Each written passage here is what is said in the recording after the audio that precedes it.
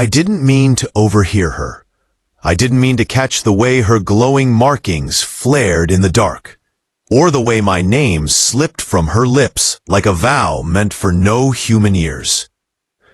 But when my alien roommate whispered it, soft, trembling, and sacred in her culture, I knew everything had just changed. And not in a small, fixable way. No. This was the kind of moment people warn you about in interspecies training modules.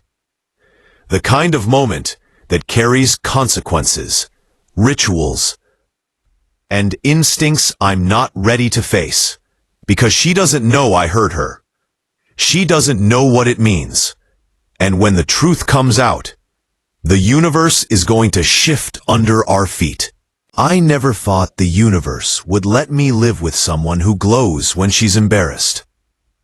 Literally glows. My roommate, Lysarai of the Lume species, has skin marked by thin, swirling filaments of bioluminescent gold. Normally, they drift across her arms and collar like elegant constellations. But when she's startled, touched, or anything spikes her emotions, they shine. Brightly. And when she's flustered, they flare, which is why I froze in the dark that night, blanket half off me, heart slamming like a malfunctioning thruster, when she whispered my name. Not just whispered, breathed it. Evan. Soft. Intimate. Like a prayer. Like a promise. Like something she wasn't supposed to say out loud. And her glow?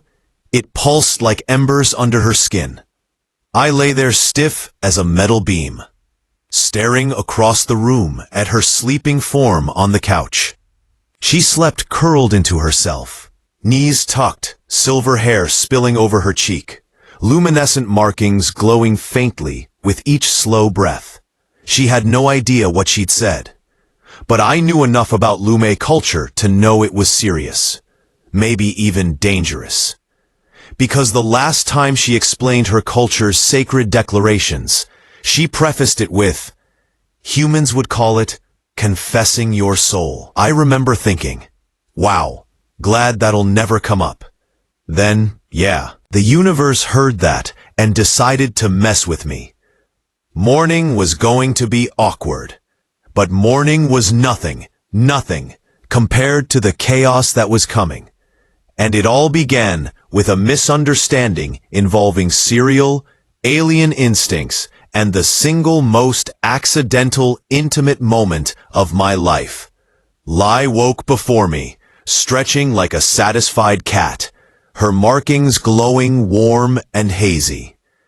"Good morning, Evan," she said lightly, completely unaware of the bomb she dropped last night. "Did you sleep well?" "Define well," I muttered. She blinked. "Using human definitions.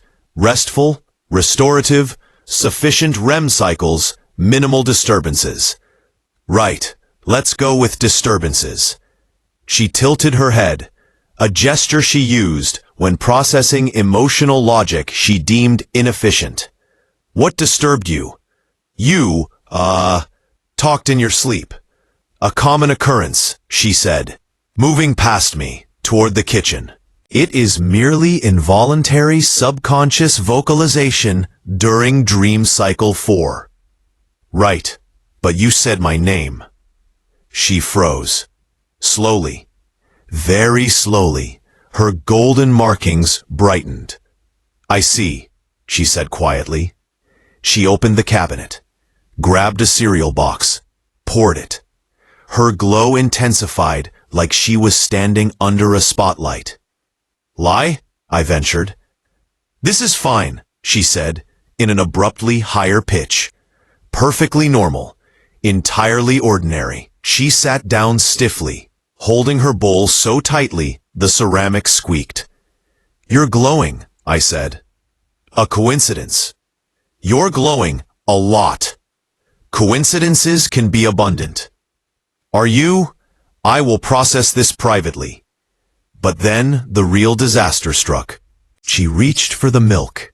I reached at the same time. Our hands brushed. Her markings exploded into brilliant gold. A soft humming sound vibrated out of her chest. Her pupils dilated into wide, shimmering discs. "Lie?" I whispered. She inhaled sharply, a gasp filled with something primal, instinctual. Then she sat on my lap, just planted, herself down like my legs were the proper place to continue breakfast. I choked. What are you?" She blinked at me, utterly serene. "Stabilizing." "Stabby what?" Lumet biology dictates that physical contact reduces the risk of involuntary resonance cycles. Involuntary. Lie. You are sitting on me. Yes, correct. No, I mean, why? You touched me, she said simply. Barely. On my planet, that gesture signals comfort-seeking. The appropriate response is to anchor oneself to the source of comfort. Well, humans don't, we don't, that's not. She tilted her head again. Am I too heavy? No, I squeaked. She nodded. Good. I may need to remain in this position for 2 to 6 minutes. My brain nearly stopped. Her body was warm, almost hot. Her markings pulsed in slow waves, glowing against my chest like molten gold. And the hum in her chest had lowered into something dangerously close to a purr. Problem. She had no idea what she was doing. Bigger problem. My body definitely knew what was happening.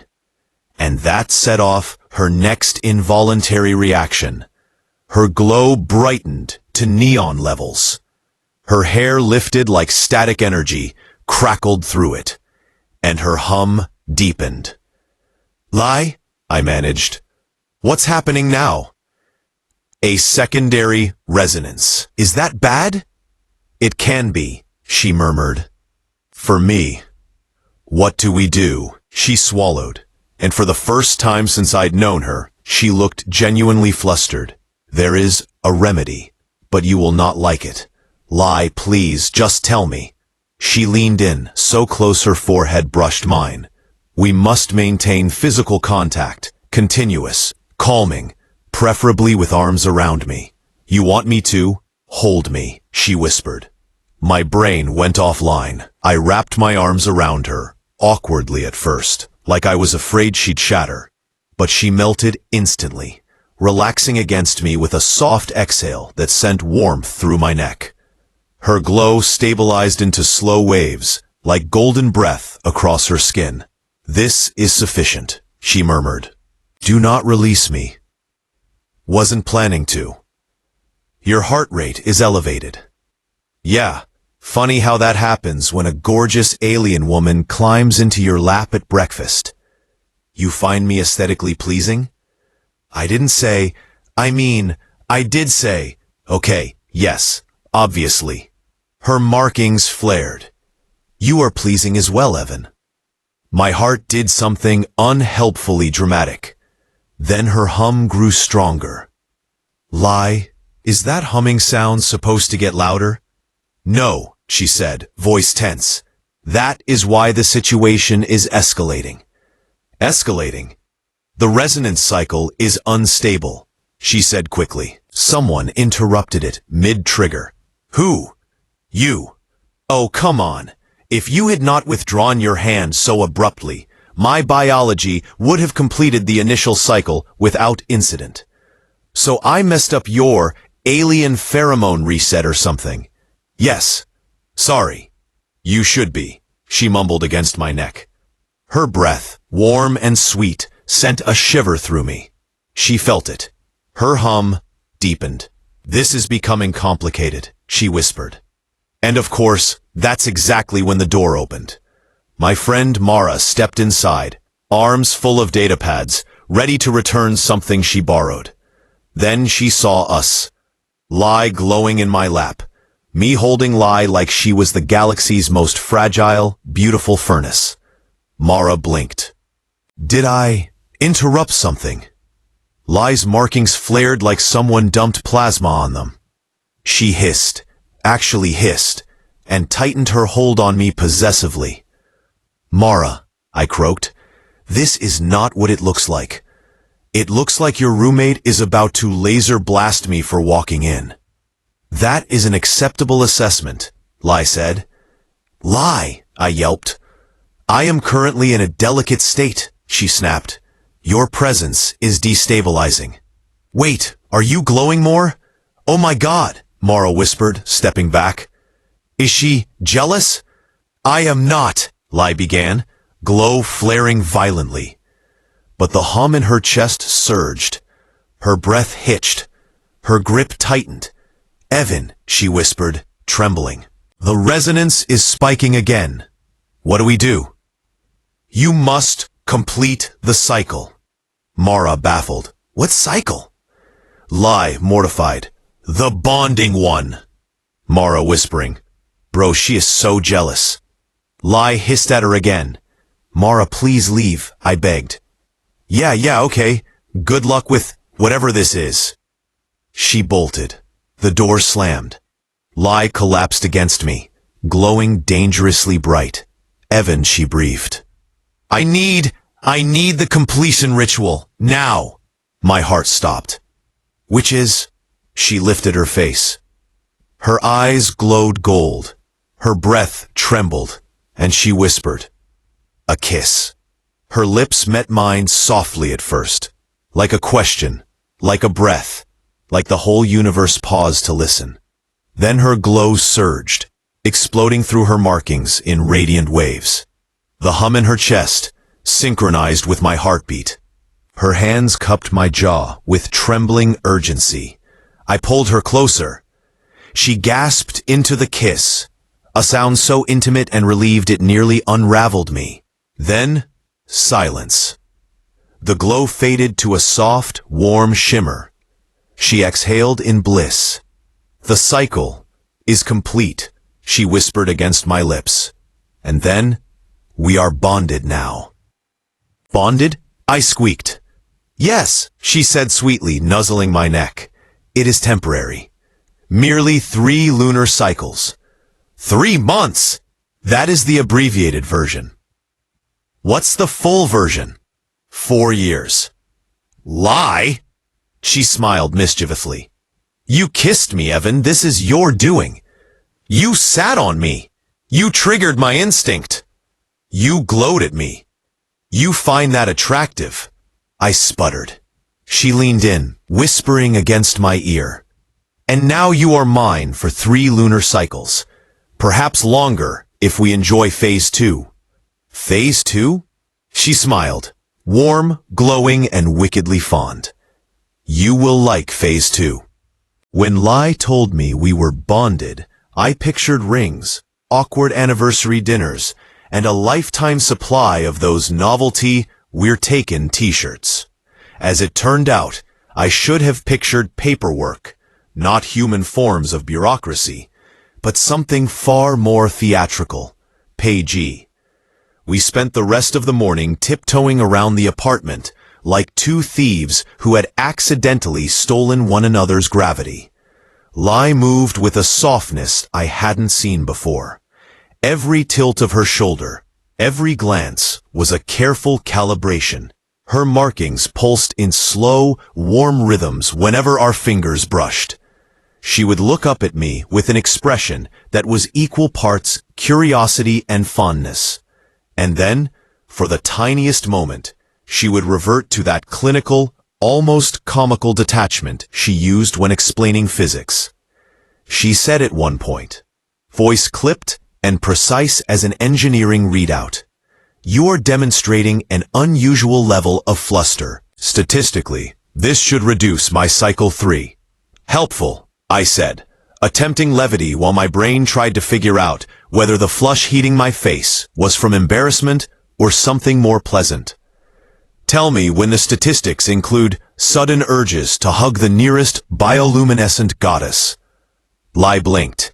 Her markings brightened, as if she were laughing and had forgotten the concept of subtlety. "You should not anthropomorphize a Lume's glow," she said, deadpan. It serves physiological and communicative functions. Notably, warning, attraction, and blush, I supplied. Blush. She looked pleased. Yes. We tried to act normal. I made coffee. She pretended to supervise, as if my barista skills weren't wholly suspect. I set out 2 mugs, and couldn't help watching her hands, which were too beautiful to be ours, long-fingered, with faint luminescent lines tracing from wrist to fingertips. When she lifted her mug, gold lines of light traveled across her skin like liquid sunrise. I found myself smiling involuntarily, and she caught me looking and smiled back, which made the glow bloom brighter, and then my smile grew broader, and the cycle continued like some ridiculous romantic feedback loop. "You're enjoying this way too much," she said, voice teasing. "Liar," I said. "You're the one who started it. You initiated the biologically ambiguous touch." Semantics. Before the day could further unravel our composure, my calm chirped. Mara again, cheerful, oblivious, armed with more questions than sense.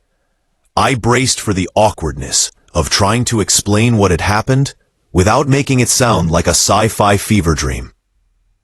I was halfway through a sentence. "So, look, it's complicated, but also not," when Lai reached for my hand.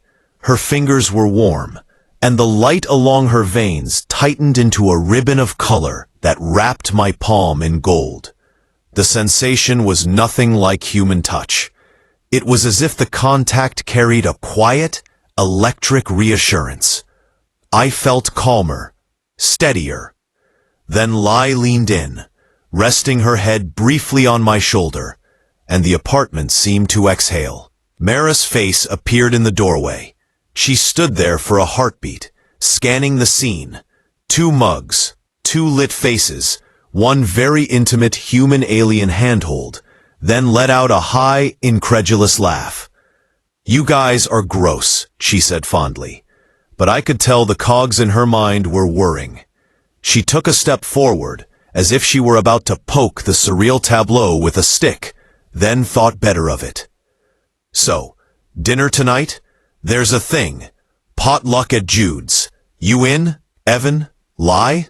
Lai sat up, composed in an instant. The glow along her arms dimmed to a background shimmer. "I will attend," she said, "for cultural research and to eat." Mara grinned. "Perfect. I'll pick you up at 7. She glanced at me with a look that said, "Please tell me later about the glowing. Also, Evan, are you okay? You look like you might be on fire, in a cute way." "Thanks," I muttered, which is to say, she had no idea. When she left, we collapsed back into the couch in a fit of laughter that dissolved into something tender. "So," I said, "you're serious about this 3 lunar cycles thing?" She blinked. "Biologically serious, socially flexible. Lume customs allow for extended bonds upon completion rituals.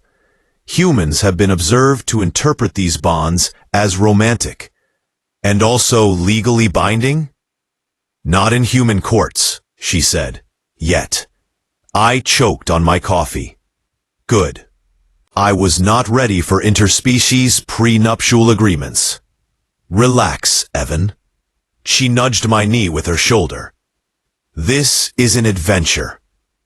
It was the word that did it. Adventure. Promise.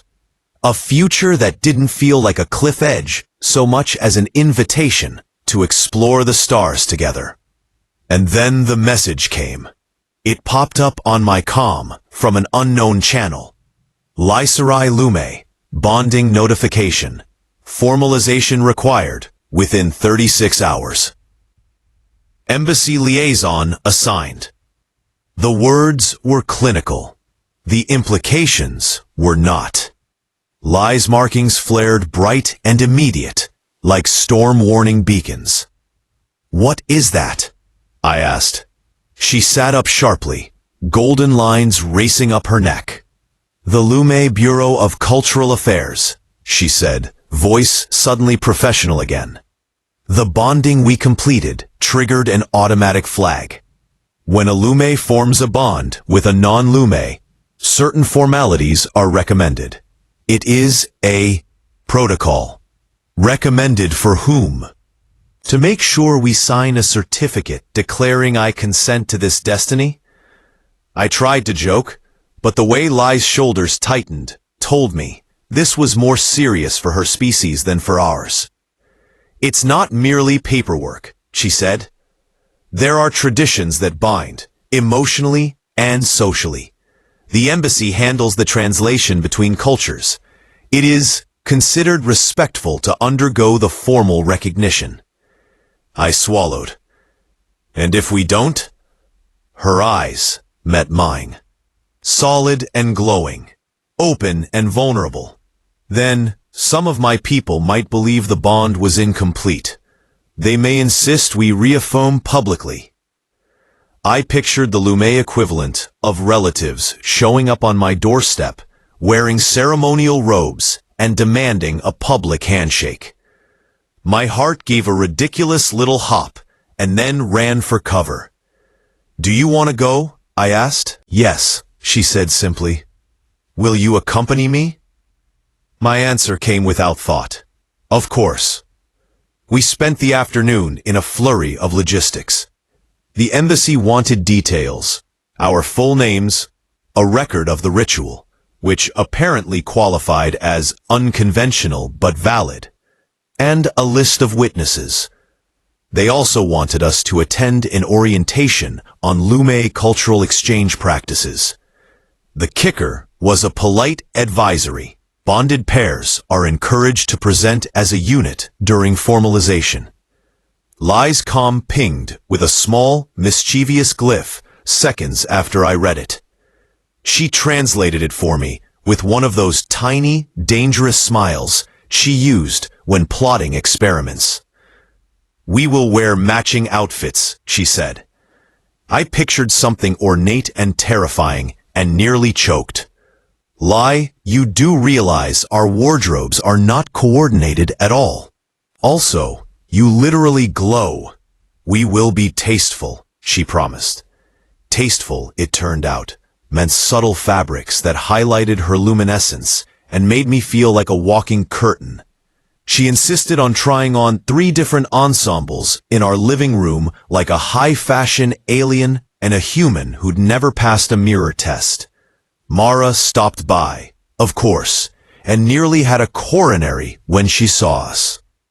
She clutched my elbow, as if to anchor me in case my spine snapped from the sheer glamour. "You two look like an art exhibit," she breathed, eyes wide. "We are modern performance art," Lai declared.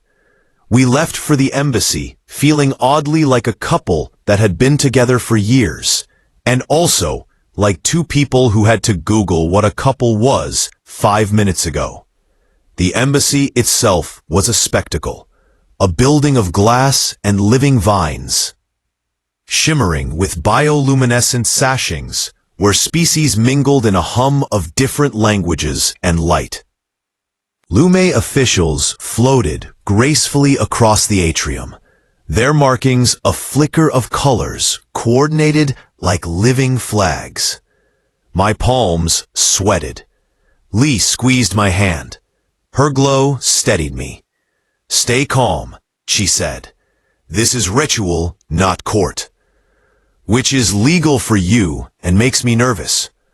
I was mildly surprised to hear my voice remain steady. Lee's presence, here, now, made my nerves do little pirouettes instead of disintegrating. We checked in. A liaison approached us. A tall, dignified Lume named Tare, whose markings were the color of old coin. He spoke in a voice that combed through each syllable for meaning. Tare's eyes, multifaceted, like polished amber, flicked to Lee, and then to me, with nothing but the softest curiosity. "Lee Sarai," he said, with the kind of politeness that was both ceremonial and familial. "Evan Moran?" "That's me," I said, pronunciation like a human with a mouthful of marbles. "You have triggered a minor cultural contingency," Tara said, very gently. The Bureau activated the bonding protocol because the Lume involved formed a primary bonding gesture. The formalization ceremony will clarify the status. It is brief. It is meaningful. It requires public affirmation. "You want us to say our names in front of people?" I asked. Tara's face lit with humor. "In a way, yes." Lai's hold on my hand tightened. Her markings rippled faster, but steadier. An anxious sonnet translated into light. She inhaled, and I felt the scent that accompanied her inhale. It was faint, floral, and unimaginably intimate. My skin prickled with awareness. There was no shame in it, only the quietly electric thrill of being noticed. The ceremony itself was simple and oddly beautiful. We stood in a circular room of warm stone, verses in multiple languages projected as delicate ribbons of light. Lume elders spoke softly about the sanctity of declarations, about the weight of names and the meaning of touch. When they asked us to recite the pledge, a short exchange designed to honor both cultures, Lee took my hand and looked deep into my eyes. "On my planet," she had told me before, whispering someone's name in sleep is an involuntary admission of trust. In saying your name, I symbolically offered my path. Tere stepped forward and bowed. "Will you, Lysarai, publicly affirm your bond to Evan Moran?" Lee's glow brightened like sunrise over a calm sea, and I realized I was holding my breath.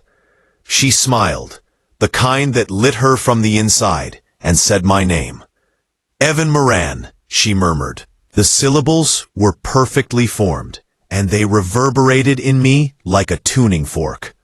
When it was my turn, I felt like I was on stage in front of the universe. I opened my mouth and said, "Lysarai." My voice wobbled, but the elders smiled indulgently. The ceremony ended with a touch. Foreheads pressed together, a Lume custom meant to exchange a calming frequency. When our skin met, the room blurred into a softness of light. The feeling was neither sexual nor purely spiritual. It was both, a binding warmth that threaded through us like a shared current. I heard Lysa's hum settle into a low, contented note that matched the rhythm of my pulse. Afterward, the liaison handed us a small, ceremonial token, a band woven from Lume fiber that slowly shifted its shimmer to echo both of our auras when clasped between us. The elders offered us blessings and a schedule of cultural sensitivity seminars. Because of course, there were seminars. Lysa's marking pulsed with contentment. Mine pulsed because my chest felt like it might burst in the best possible way. We left the embassy hand in hand, buoyed by the kind of hush you get after a beautiful thunderstorm. For a moment, the world felt rearranged into a better, softer shape. Noises were muted, colors saturated, and people walked a little closer, as if the air itself were aware we had newly declared ourselves after the stars. Then my phone buzzed. A message from Mara. "You are not actually married, are you? Because I brought cupcakes." Her laughter rang through the message like confetti. I grinned and typed, "Not married, yet. Cupcakes welcome." Lai peered at my screen. Her eyes crinkled in delight. "You enjoy her," she said. "I do," I said. "She's my mess of a human anchor." "You are messy," she teased, her fingers weaving through mine. We walked home through streets that felt smaller and friendlier. Kids waved. A couple argued less loudly. Lai hummed against my shoulder, a soft musical sound that vibrated through me like a chastened viola. People glanced at us, at our unity, at her luminescent patterning, at the band that shimmered between our joined hands, and some smiled. Some stared. Some young Lumai whispered in their own dialect, but mostly their faces held the same relaxed warmth we felt inside.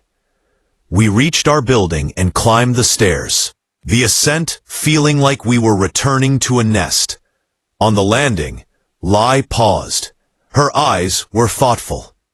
"Evan," she said slowly, "there is something I have not told you. My heart, which is a dramatic and not always reliable organ, did a small backflip." "What?" "In Lumai tradition," she said, voice barely above a whisper, "bonding may produce side effects. The most benign are increased empathy, shared taste preferences, and a tendency to adopt small mannerisms from one another. The less benign can include—" She stopped, searching my face. "Yes," I coaxed. She looked embarrassed. For a flash, a real, human-level flush that played across her skin like a gentle sunrise.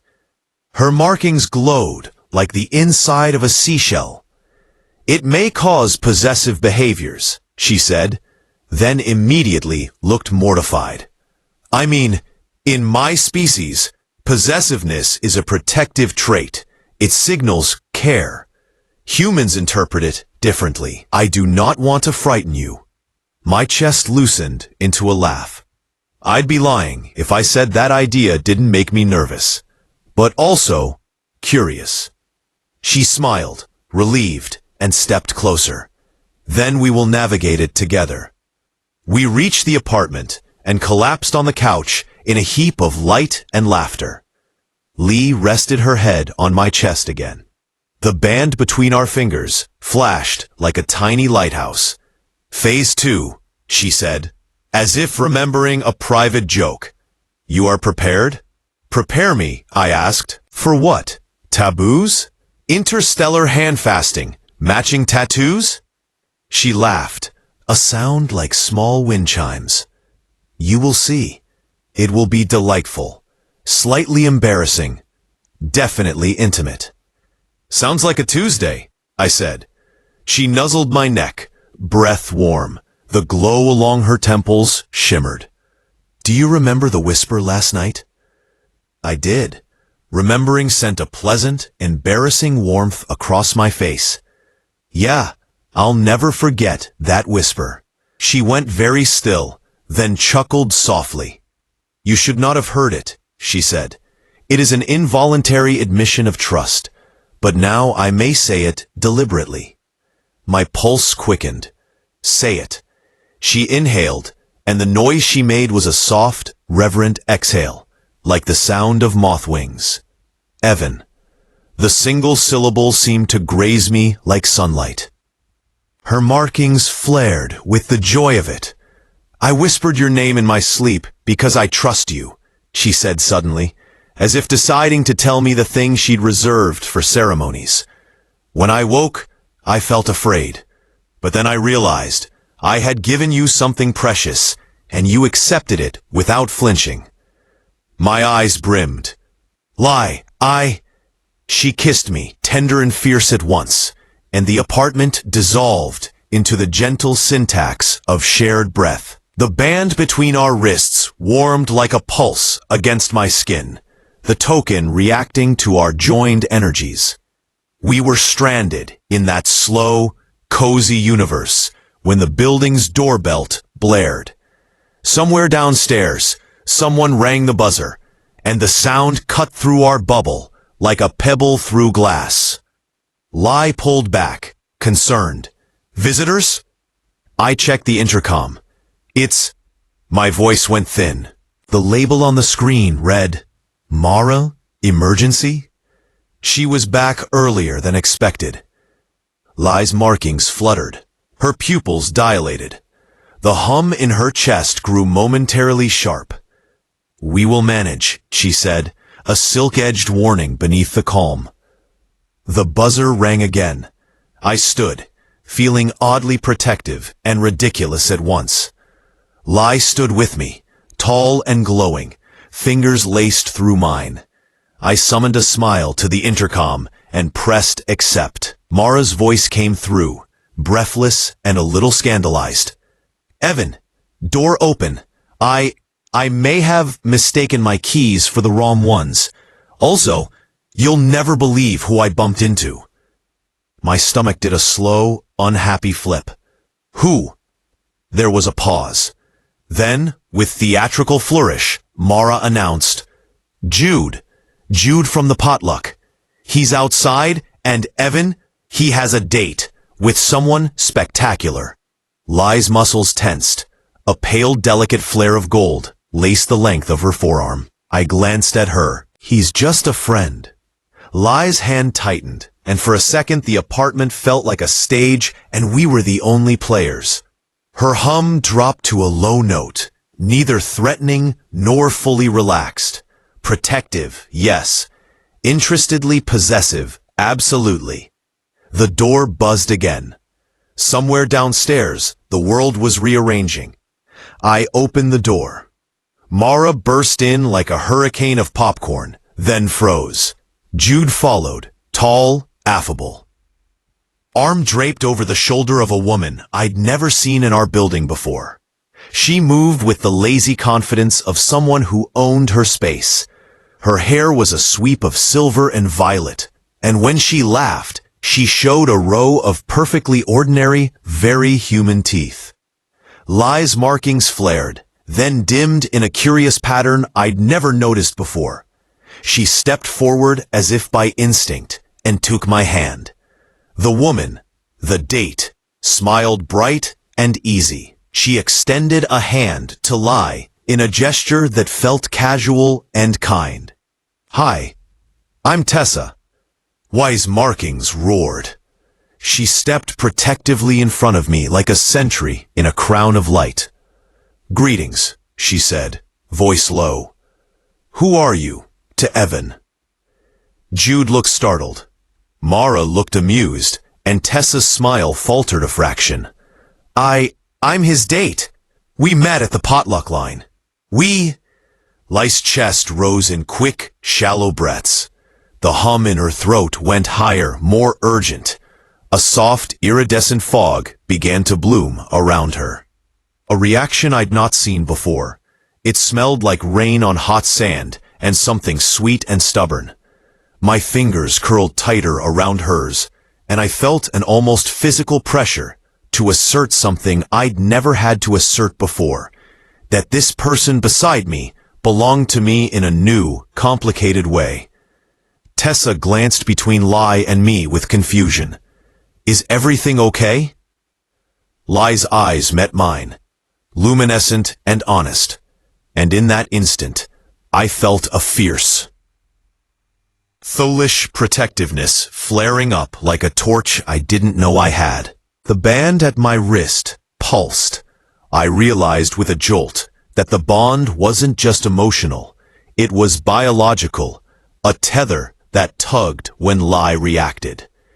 "Everything's perfect," I said, voice steady, and wrapped my arm around Lai, pulling her close in a way that said everything I couldn't put into the elegant speeches of the embassy. Tessa blinked. "Oh, cool." She laughed lightly, then turned to Jude. "So yes, drinks later?" Jude, oblivious to the quiet planet-shifting dynamics, nodded. "Definitely." They left, and the apartment sighed. Lai's glow softened around my shoulders like a shawl. She laughed at something Mara said, but the sound had a tight edge to it. She rested her head against me, and I felt the hum in her chest slow and settle back into a comfortable rhythm. "You were jealous," I said. She looked up at me, and the way her smile faltered into something more naked and real made my heart ache.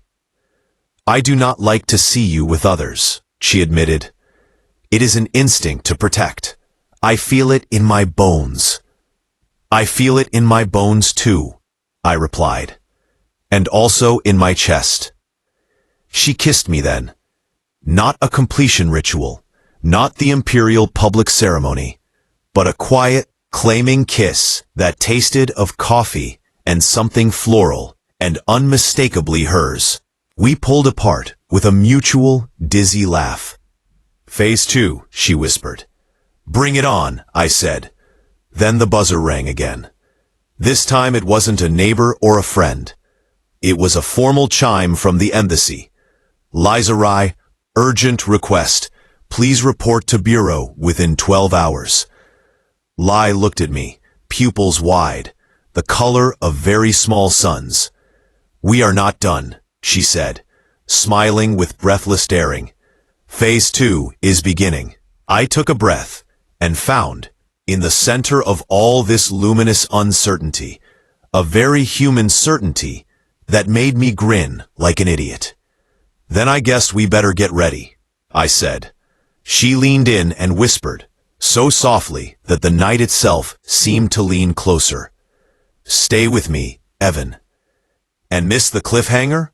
I grinned back. Never. She kissed me again, and the world creaked delightful and new. Outside, the city glittered in less certain hues.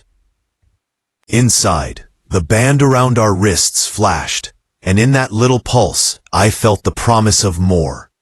More closeness, more ridiculous bureaucratic ceremonies, more glow, more jokes, and terrifying and thrilling above all, the slow burn of something sacred that had absolutely nothing to do with legal forms, and everything to do with two people who had accidentally become each other's home.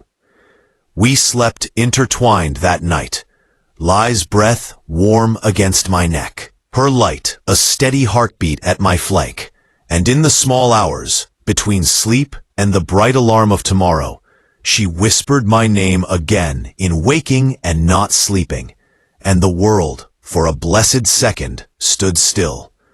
Cliffhanger. The Bureau's urgent request mentions Phase 2 requirements that include a public ritual and a liaison who might not be entirely neutral. We both wake to a message. You must both present at dawn. Prepare for observation. My phone screen glows. Lai's markings spike. The next morning promises embassies, rituals, and a test of the bond that might just rearrange everything we thought we knew about being human, alien, and heartbreak-proof.